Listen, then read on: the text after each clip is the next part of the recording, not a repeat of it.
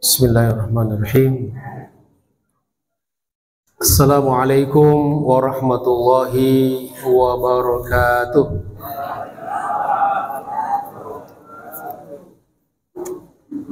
Alhamdulillah. Alhamdulillahirabbil alamin. Wa bihi nasta'inu ala umuri dunya waddin. Allahumma salli ala Sayyidina Muhammad wa ala ali Sayyidina Muhammad. Subhanaka la ilma lana illa ma 'allamtana innaka antal alimul hakim. Allahumma 'allimna ma yanfa'una wanfa'na bima 'allamtana. Allahumma ij'alna sabura waj'alna syakura waj'alna fi a'yunina saghira wa fi a'yunin nasi kabira. Allahumma lakal hamdu wa ilaikal mushtaka wa antal musta'an wa la hawla wa la quwwata illa billahil aliyyil azim. Rabbi syrah li sadri wa yassir li amri wahlul 'uqdatam min lisani yafqahu qawli. Faqad qala Allah subhanahu wa ta'ala ba'da a'udzu billahi minasy syaithanir rajim. Mathalul ladzina yunfiquna amwalahum fi sabilillah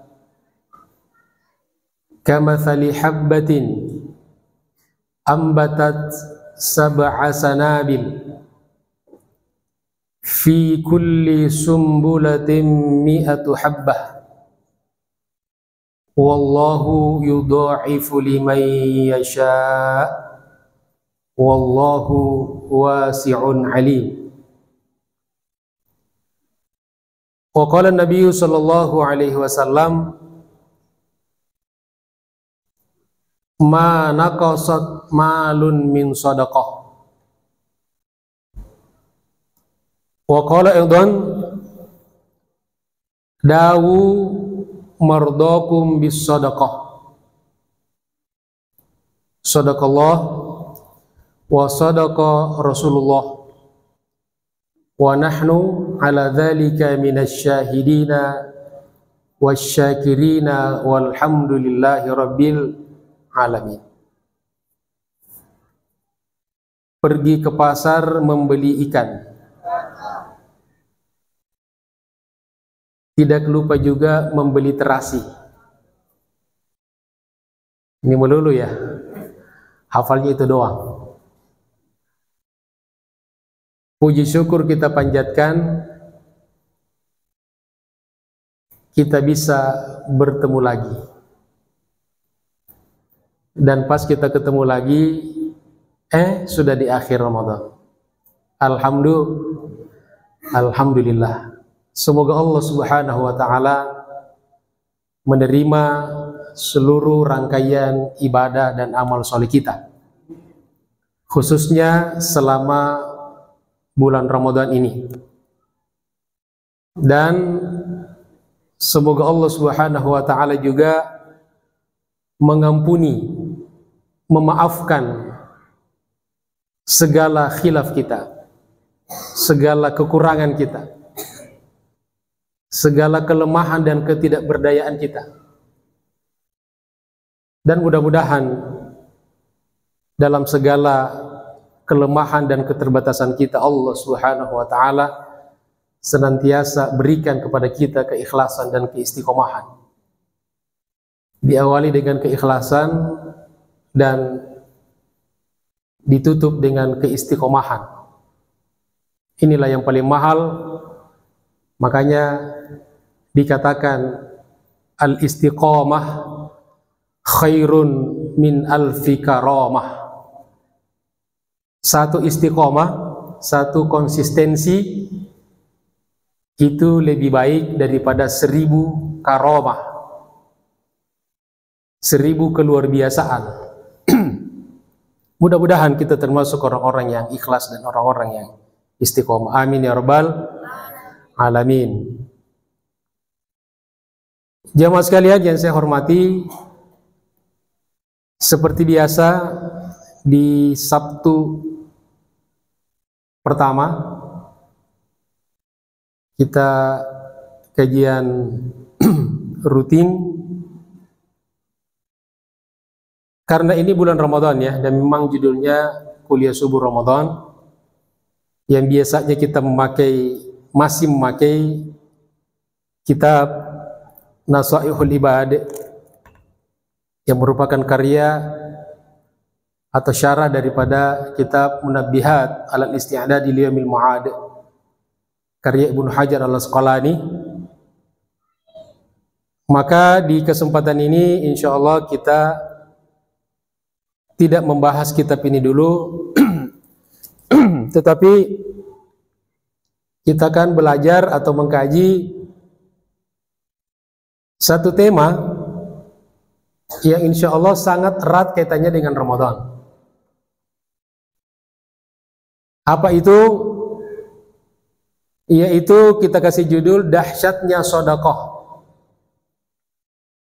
Apa judulnya? Dahsyatnya sedekah.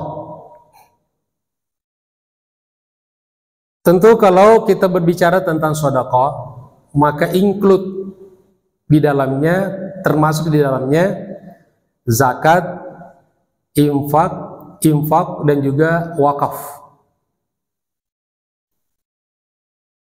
Jamaah sekalian dirahmati Allah Subhanahu wa taala. Salah satu sebutan atau istilah yang disematkan kepada bulan Ramadan adalah Ramadan dikenal sebagai syahrus sedekah, syahruz zakah, syahrul infaq. Begitu yang kita sering baca ya dalam buku-buku termasuk bulan Ramadan. Maka di kesempatan ini insya Allah kita akan membahas beberapa daripada kedahsyatan sedekah. Di sini saya sudah menyiapkan 7 ya. Nanti kalau ada ustadz yang membahas lebih daripada 7 berarti lebih luas kajiannya. Kalau ada yang kurang dari 7 berarti lebih simpel bahasannya. Ini juga 7 kalau waktunya cukup ya.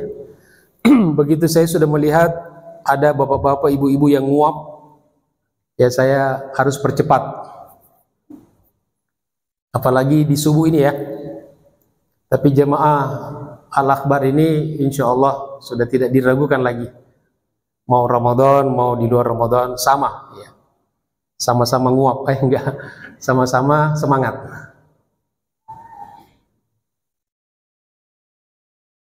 Yang pertama dari kedahsyatan sedekah, bahwa Allah Subhanahu wa taala telah berjanji untuk mengganti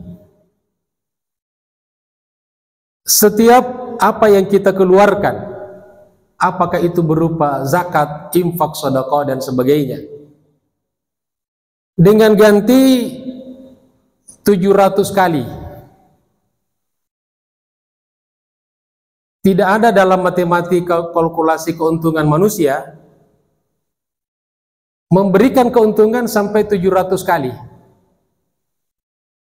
Ini hanya ada di dalam matematika Allah, dalam matematika Al-Quran. Ayatnya, dalilnya kita sudah hafal. Yang tadi saya sudah bacakan di muqaddimah. Ada di surat Al-Baqarah ayat 100 ayat 261. Al-Baqarah 261. A'udzubillahi minasyaitonirrajim. Mathalul ladzina yunfiquna amwalahum. Perumpamaan orang-orang yang senantiasa menginfakkan hartanya fi sabilillah, di jalan Allah, di jalan yang diridhoi Allah, untuk hal-hal yang dicintai Allah, yang tidak bertentangan dengan syariat Allah, yang bermanfaat, yang baik, yang maslahat. Kamathali habbatin, seperti perumpamaan satu biji, ambatat sab'a sanabil, yang menumbuhkan 7 tangkai. Satu menumbuhkan 7. Fi kulli sumbulatin, pada setiap tangkai, pada masing-masing tangkai, mi'atu habbah, 100 biji. Jadi kata ulama, biji yang ada pada 700, pada 100 itu yang diakumulasikan menjadi 700, 1 kali 10, 1 kali 7 kali 100, 700, itu persis sama dengan biji yang pertama. Habba dengan kamathali habbah. Untuk menepis anggapan bahwa jangan sampai habba yang 700 itu lebih kecil daripada habba yang 1.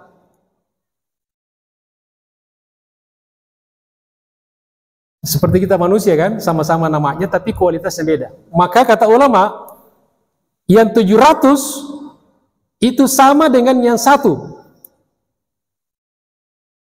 Bahkan bisa jadi lebih bagus, lebih baik.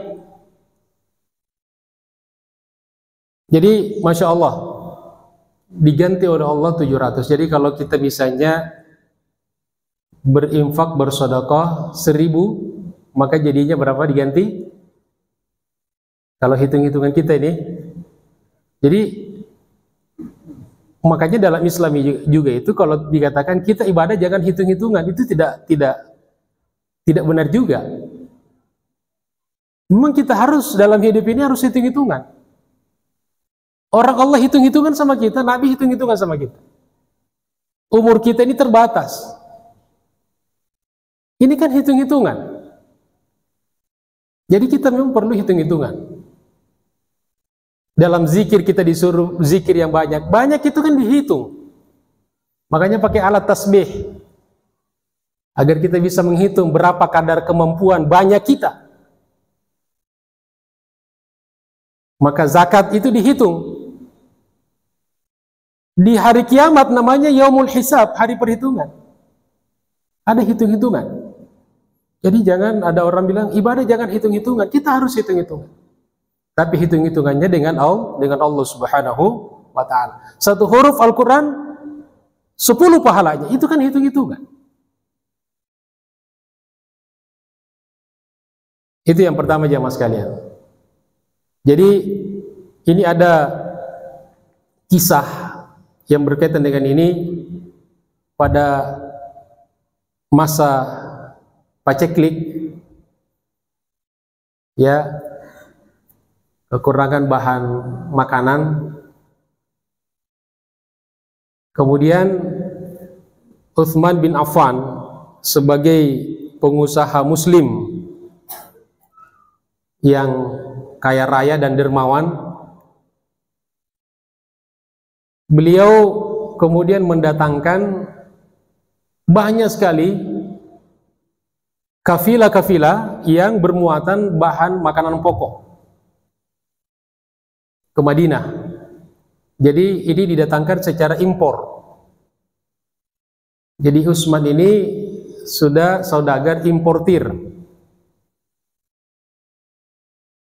Yang ketika itu bahkan pada zaman Nabi sendiri sudah mengalami ekspor impor itu dari lintas 6 negara. Nah, kemudian datanglah kafilah itu di Madinah. Begitu sampai di Madinah, para saudagar di Madinah langsung mendatangi Utsman. Jadi kalau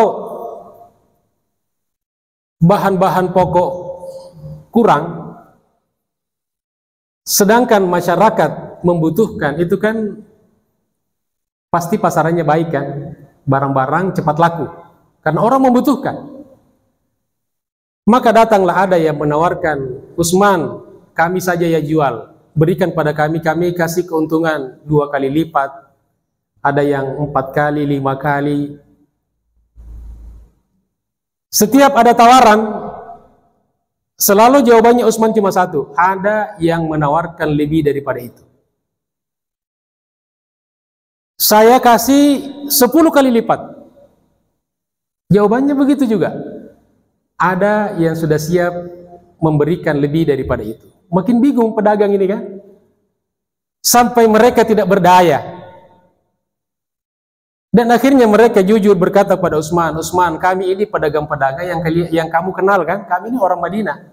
Siapa penduduk Madinah yang bisa memberikan keuntungan lebih daripada apa yang saya tawarkan? Kata Utsman, ada. Siapa itu Utsman? Allah Subhanahu wa ta'ala. Ketika mereka mendengar Allah, mereka diam, bungkam mereka. Lalu Utsman membacakan ayat ini, Al-Baqarah 261. Lalu Utsman membagikan semua yang secara keuntungan materi sangat-sangat menggiurkan, dibagikan secara gratis kepada seluruh rakyat di Madinah, terutama orang-orang yang membutuhkan, orang-orang yang membutuhkan bahan-bahan makanan pokok itu. Alhamdulillah. Makanya Utsman ini karena keberkahan bisnisnya, hartanya sampai sekarang beliau masih punya ya harta yang terus menjadi jariah. Ya, konon masih punya rekening katanya sampai sekarang. Masya Allah, tabarakallah. Ya mas sekalian, itu yang pertama ya. Yang kedua, daripada kedahsyatan sedekah,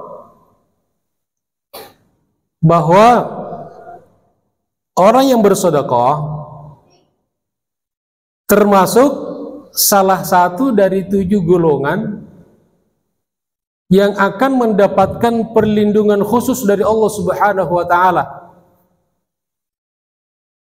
di padang mahsyar pada hari kiamat. Ya, dijelaskan dalam hadis, sab'atun yudhilluhumullah, hadis riwayat Bukhari Muslim. Salah satu dari 7 golongan itu, warajulun, seseorang,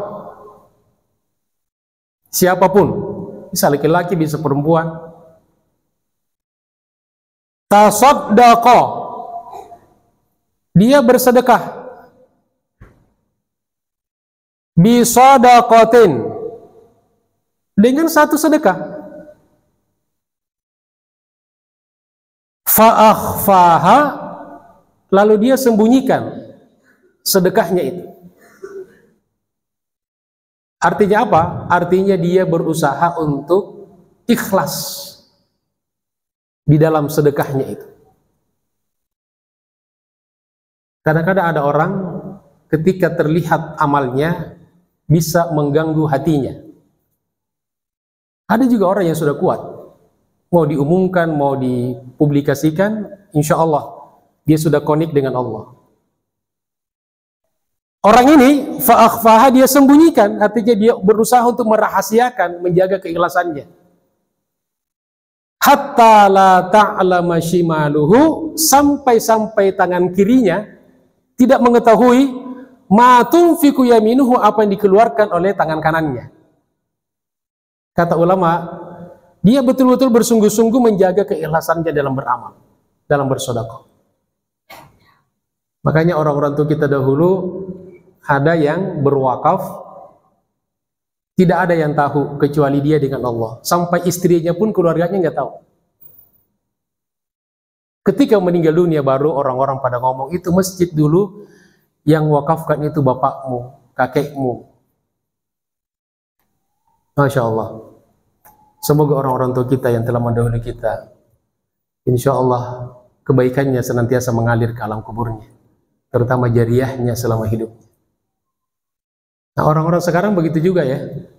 Jadi begitu mati baru pada ngomong orang, itu si anu bininya, bapakmu itu sudah nikah dengan si anu. Masya Allah, tabarakallah. Jamaah sekalian dirahmati Allah Subhanahu wa taala. Kemudian kedahsyatan yang ketiga daripada sedekah adalah bahwa sedekah adalah amal yang paling diinginkan, yang paling dirindukan orang-orang yang sudah meninggal sekalipun. Andaikan mereka, saudara-saudara kita yang sudah meninggal dunia, diberikan kesempatan sekali lagi hidup ke dunia, meskipun hanya sesaat, maka mereka akan memilih mendahulukan bersedekah. Artinya apa? Yang paling banyak disesali orang setelah meninggal dunia adalah sedekah. Artinya amal yang paling banyak orang lalai selama hidupnya adalah sedekah. Betul? Halo? Ini masih pada hidup gak nih? Ya. Menikmati ya. Khusyuk dengan ngantuk kadang-kadang beda tipis ya. Cuma kata guru saya, kalau khusyuk itu nunduk tapi tidak gerak-gerak. Tapi kalau sudah 3 kali gerak, itu sudah ngantuk. Ya. Tadi sampai di mana ya? Sampai ngantuk. Iya. Jadi orang biasanya kalau diajak sholat, disuruh sholat, ya dia ayo sholat. Ringan kan? Diajak saum, diajak zikir. Tapi kalau sudah diajak sedekah, apalagi dalam jumlah yang sudah besar, di situ orang sudah mulai jaga jarak, bahkan mundur perlahan-lahan, kemudian angkat tangan, lalu angkat kaki, kabur. Tapi di akhirat nanti manusia banyak yang menyesal. Karena kenapa? Peluangnya itu banyak sekali yang bisa kita sedekahkan ketika kita hidup. Tidak harus jadi orang kaya. Ya. Allah Subhanahu wa taala ingatkan kita di surat Al-Munafiqun ayat 10. Ayatnya sudah kita hafal semuanya insyaallah. A'udzubillahi minasyaitonirrajim. Fayaqula rabbi, dan dia berkata, Tuhanku, Rob, laula akhartani ila ajalin qarib, seandainya bisa diundurkan ajal kematianku kepada waktu yang dekat, yang sebentar. Jadi kalau orang meninggal dunia, andaikan bisa diundurkan, kata ulama, atau orang meninggal bisa dihidupkan kembali, maka apa yang dia, kenapa dia mau? Fa'as-saddaqa. Dan tafsir dikatakan, diantaranya tafsir Al-Baghawi, fa'as-saddaqa bimakna fa'atasaddaqa wa uzakki mali. Aku ingin bersedekah dan menzakatkan hartaku.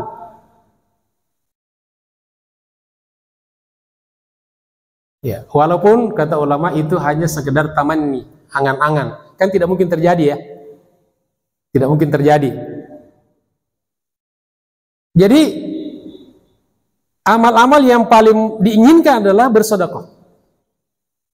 Karena yang paling banyak dilalaikan ketika hidupnya adalah sedekah. Yang kedua apa? Wa akum minas salihin. Saya mau menjadi bagian dari komunitas orang-orang soleh. Kata ulama, kesolehan itu bisa menjadi efektif dan produktif kalau dilakukan dalam konteks kolektif, berjamaah. Orang soleh kalau pribadi tidak produktif, tapi ketika masuk dalam jamaah komunitas solehin, maka kita bisa banyak berbuat. Dan komunitas yang solid itu di dalamnya harus ada pengikat namanya ukhuwah dan silaturahim. Artinya tidak boleh ada yang merusak. Termasuk masalah-masalah agama. Jadi tidak boleh gara-gara khilafiyah lalu ukhuwah kita rusak, silaturahim kita rusak. Hanya gara-gara beda pendapat, juga beda pendapatan.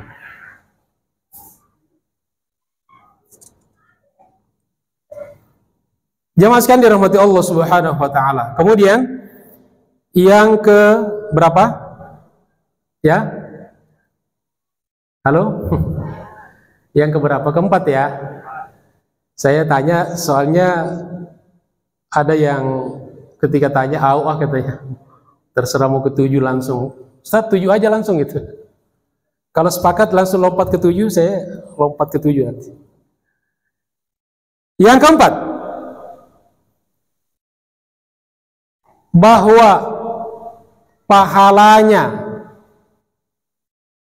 sedekah yang kita keluarkan akan senantiasa mengalir meskipun kita sudah wafat, mengalir ke alam kubur kita. Hadis riwayat Muslim yang sama-sama juga kita sudah hafal. Idza mata ibnu Adam, apabila anak cucu Nabi Adam mati, wafat, in qata'a amaluhu, terputuslah, berhentilah amalnya, gak bisa lagi sholat, gak bisa lagi beramal, illa kecuali min salathin, dari 3. Di hadis ini 3 ya, di hadis yang ada lebih daripada 3. Salah satu diantaranya adalah yang pertama bahkan shadaqatin jariyatin. Sedekah itu mausuf, jariyah itu sifah. Sedekah yang senantiasa jariyah, mengalir pahalanya. Tentu mengalir kepada sahibnya. Dan mengalirnya pahala kepada sahibus sedekah itu sangat ditentukan oleh mengalirnya manfaat kepada orang banyak. Jadi selama ada orang yang bermanfaat apa yang pernah kita sedekahkan, maka selama itu pula pahalanya mengalir kepada kita meskipun kita sudah di alam kubur. Di sinilah kata ulama pentingnya juga kita ada controlling terhadap proses zakat, infak, sedekah, wakaf. Jangan sampai kita salah di dalam menitipkan harta kita, karena bisa jadi menjadi penghalang daripada jariyahnya ke kuburan kita atau kuburan pada sahibu as-sadaqah. Apalagi di zaman sekarang ini apa aja bisa dikorupsi nih. Umatnya dibenci, uangnya doyan. Sekarang RT RW saja ada setoran, harus setor sekarang. Masya Allah. Jadi kita juga harus kritis. Daripada kita kasih pada orang yang tidak jelas, kemudian kita kasih yang sudah jelas, yang bermanfaat, yang menjadi jariyah. Jadi artinya selalu mengalir. pahalanya meskipun kita sudah wafat. Jamaah sekalian dirahmati Allah Subhanahu wa taala. Kemudian yang kelima, bahwa sedekah adalah amal yang sewaktu-waktu bisa kita hadiahkan untuk orang-orang yang sudah meninggal dunia, terutama orang-orang tua kita yang sudah mendahului kita. Kapan dan dimanapun kita bisa kirimkan, kita bisa hadiahkan, kita niatkan pahalanya untuk beliau-beliau, untuk almarhum atau almarhumah. Datang seseorang pada Nabi sallallahu alaihi wasallam. Faqala, lalu beliau berkata, "Inna ummi qad matat." Sesungguhnya ibuku sudah wafat, sudah meninggal dunia. Afa atasaddaqu anha ya Rasulullah? Boleh enggak saya bersedekah untuk almarhumah ya Rasulullah? Boleh enggak saya sedekah niatnya pahalanya untuk almarhumah ya Rasulullah?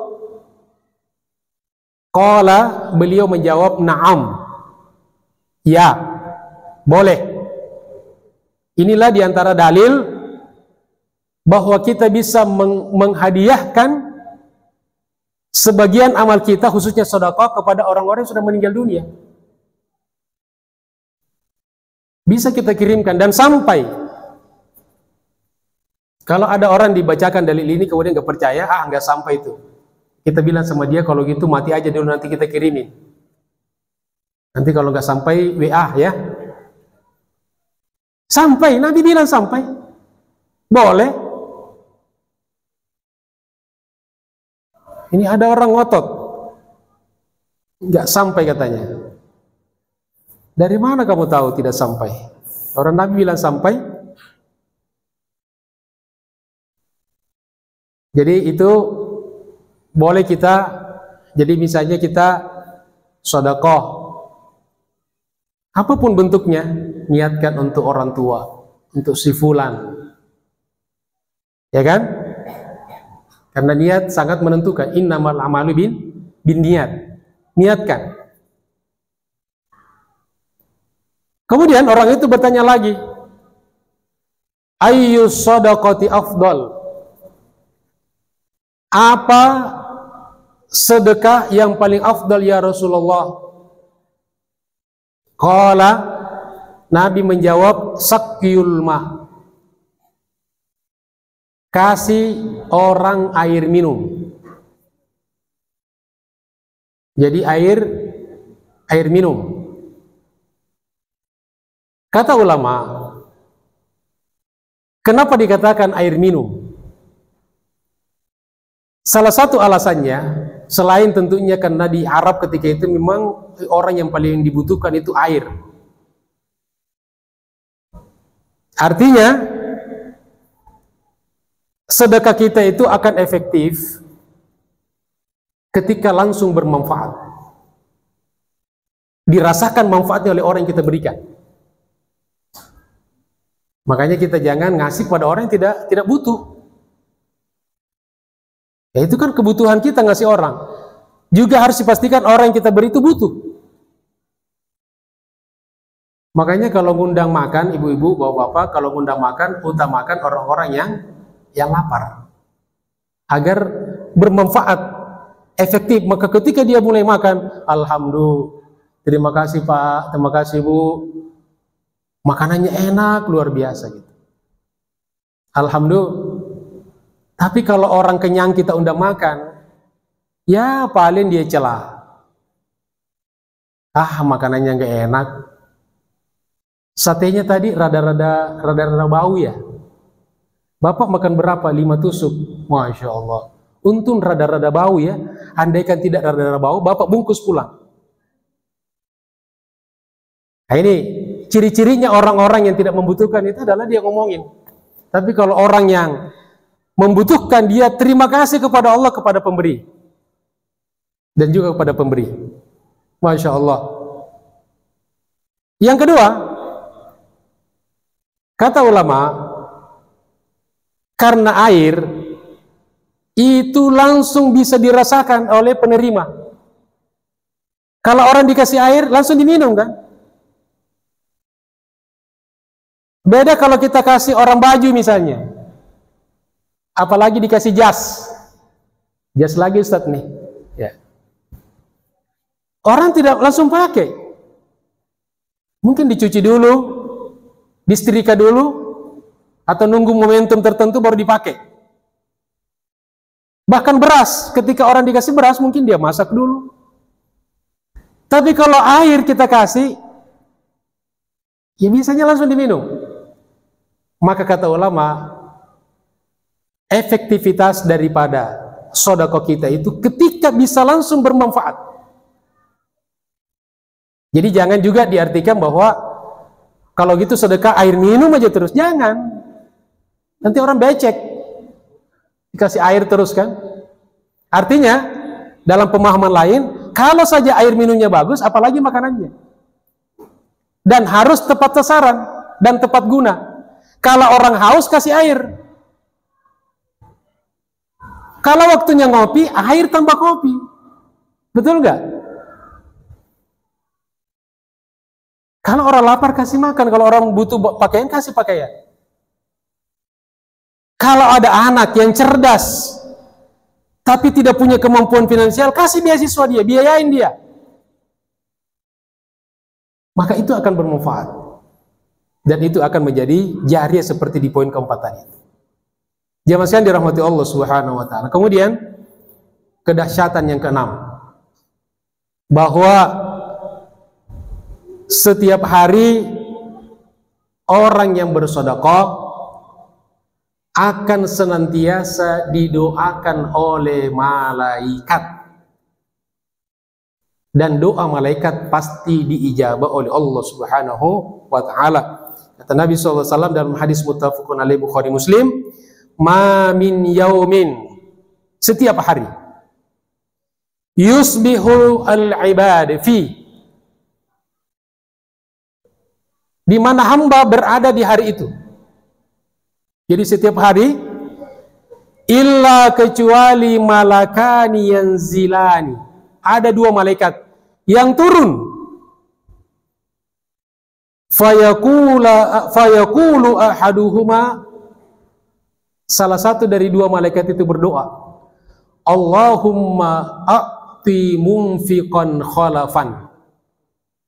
Ya Allah, berikan kepada orang yang berinfak, bersedekah, berzakat, berwakaf, khalafan, ganti, pengganti.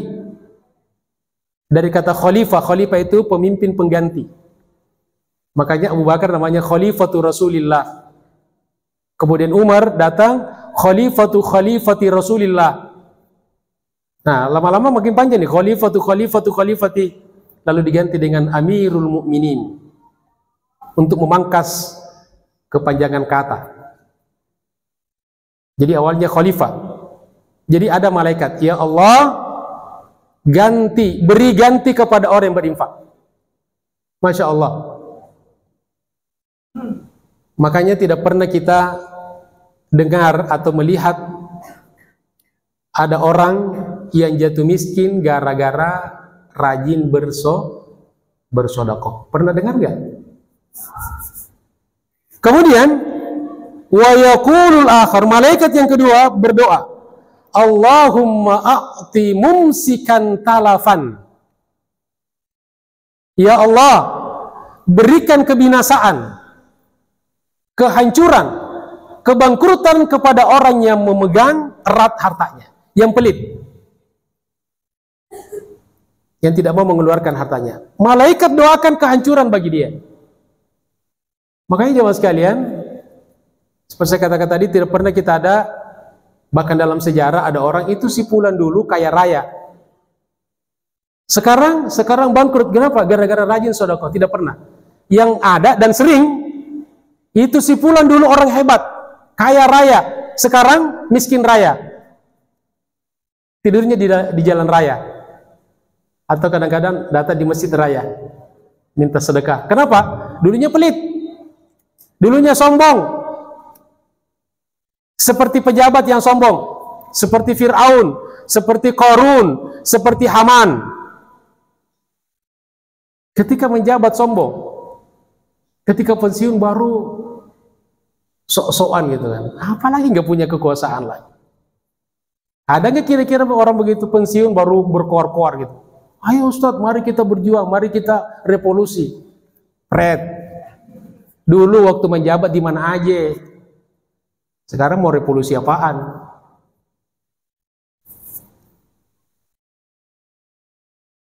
Kemudian yang terakhir jamaah sekalian, karena singkat-singkat ya. Karena waktu kita terbatas, berapa menit lagi isyraq syuruk? Berapa jamaah sekalian? Ya? 10 menit ya? Ya. Yang ketujuh, sedekah sebagai tolak bala dan obat dari penyakit. Tolak bala.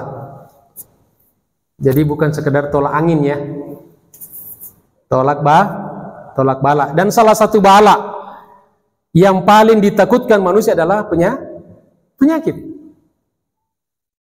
Maka Nabi dalam kitab Sahih Al-Jami' mengatakan, dawu mardakum bis sadaqah. Dawu dari kata dawa, obati, terapi kesembuhan. Mardakum jamak dari marid. Kalau satu orang sakit marid, kalau dua maridoni atau maridoni atau maridaini. Kalau banyak mardo, kemudian disambung dengan kum, mardokum, orang-orang sakit di antara kalian. Dengan apa? Bis sedekah, dengan sedekah. Ustadz, bagaimana caranya? Ya tergantung penyakitnya. Penyakitnya jantung koroner, sedekahnya 2.000, enggak mempan. Penyakitnya saraf kejepit akut, infaknya 5.000, enggak mempan. Ada guru yang mengatakan begini, kira-kira berapa ya? Lagi-lagi saya katakan kita memang hitung-hitungan nih. Ya, walaupun ini sebatas perkiraan ya. Jadi kira-kira kisarannya berapa? Kisaran ya, bukan pastinya. Ya tergantung biaya kita sakit berapa. Itu aja patokannya. Ya, jadi kalau kira-kira biaya sakitnya, berobatnya sampai sembuh, katakanlah misalnya keluarkan 1 juta, ya kira-kira sedekahnya sekitar itulah. Kira-kira baru efektif. Kan begitu. Kadang-kadang ada orang pelit, nggak mau ngeluarin, maka pada akhirnya harta kita yang mestinya dikeluarkan tapi kita pelit, berkat doa malaikat dia pasti mencari jalannya untuk pergi sendiri. Dia akan mencari jalannya sendiri. Oleh karena itu jamaah sekalian, ini paradigma yang harus kita biasakan nih. Karena kalau kita selama ini pada umumnya orang kalau sakit apa yang diingat? Apa yang pertama kali kita ingat kalau kita sakit? Dokter ya, obat, puskesmas, atau toko mas. Kalau mak dibawa ke toko mas lebih cepat sembuh daripada ke puskesmas. Betul Bu? Betul, tuh kan? Apalagi di akhir Ramadan seperti ini. Bang, gak usah ke puskesmas katanya. Ya, mama akan sembuh kalau dibawa ke toko mas. Mama yang sembuh, papa yang puyeng. Penyakitnya mama pindah ke papa. Makanya ada bapak-bapak kalau di mall itu jalan digandeng bininya terus. Oh romantis banget, bukan romantis katanya. So kalau dilepas, istrinya kemana-mana. Terakhir jamaah sekalian, ini ada satu kisah disebutkan dalam beberapa kitab bahwa di zaman Nabi Musa alaihissalam hiduplah sepasang suami istri yang ditakdirkan miskin. Lalu keduanya menjalani hidupnya dengan penuh kesabaran. Artinya sabar itu bukan pasrah dan tidak menghalalkan segala cara. Lalu suatu hari dia berkata kepada suaminya, "Mas," kira-kira seperti itulah, "Bang," gitu. Bukankah Nabi Musa itu bisa bicara langsung dengan Allah? Dia kan kalimullah. Satu-satunya nabi yang bisa berdialog langsung dengan Allah tanpa perantara. Namanya digelar dengan kalimullah. Wa kallamallahu Musa taklima. Iya benar. Oke bang, bagaimana kalau kita datang ke Nabi Musa dan kita sampaikan agar minta kepada Allah kita dijadikan orang kaya? Kata suaminya, kamu cerdas. Ayo, berangkatlah dia ke Nabi Musa. Lalu disampaikanlah keinginannya kepada Nabi Musa.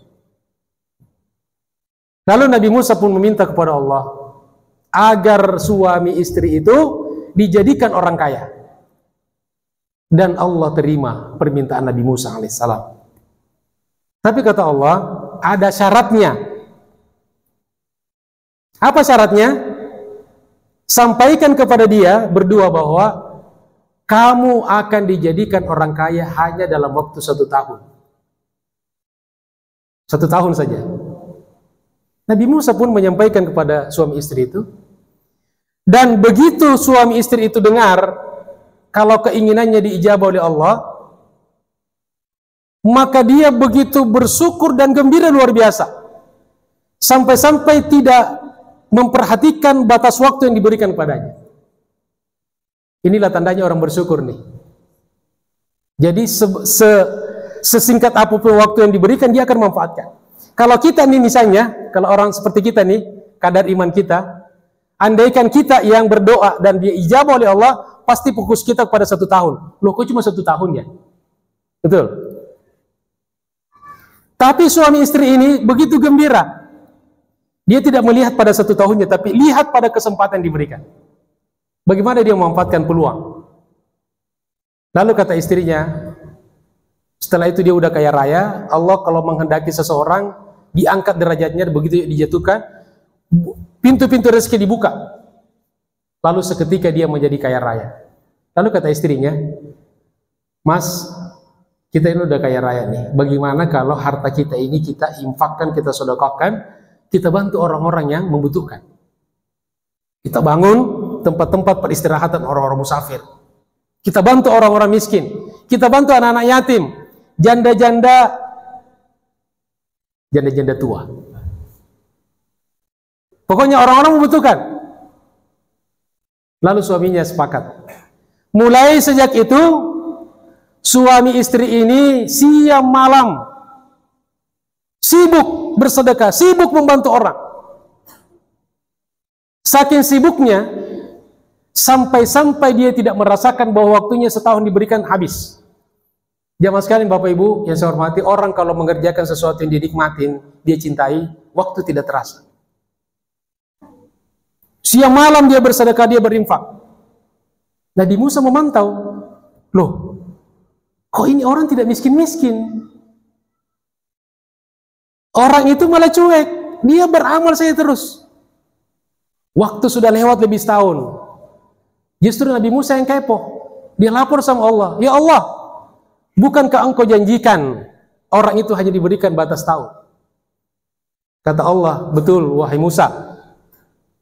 Loh, kenapa tidak miskin lagi? Ini jawaban Allah ini. Kata Allah kepada Nabi Musa, Musa, saya malu. Allah punya sifat malu. Saya malu kepada dia yang aku bukakan satu pintu rizki untuk dia. Lalu kemudian dia membukakan banyak pintu untuk rizki orang lain. Dan saya malu kepada hambaku yang meniru sifat. Saya tidak mau, tidak mampu, tidak sanggup memiskinkan dia lagi. Maka ulama inilah salah satu hikmah dari kisah ini adalah bahwa sedekah anti kemiskinan, ya, menolak miskin, dan kemiskinan adalah salah satu bentuk bala. Ya, apalagi akhir Ramadan seperti ini, kalau THR belum datang, terasa dunia ini sempit. Maka beredarlah ada doa mencari THR. Allahumma inni zaman sulit. Ya, mencari duit sangat sulit. Teman-teman banyak yang pelit. Itu doanya bukan dari hadis ya, itu doa dari WA. Ya. Tapi viral. Jemaah sekalian, demikianlah kajian kita pada pagi hari ini. Mudah-mudahan bermanfaat. Sore hari membeli obat batuk. Ya, puasa kan kita batuk-batuk ya. Pulangnya ketemu si manis. Ya, ada hitamnya sih. Bapak Ibu sudah ada yang ngantuk saya lihat. Banyak menguap tadi, ngantuk. Tenang, tenang. Tausiahnya, taklimnya sudah habis. Mudah-mudahan bermanfaat. Terima kasih atas segala perhatiannya. Mohon maaf atas segala kekurangannya. Billahi taufiq wal hidayah. Subhanakallahumma bihamdika asyhadu an la ilaha illa anta astaghfiruka wa atubu ilaik. Wassalamualaikum warahmatullahi wabarakatuh.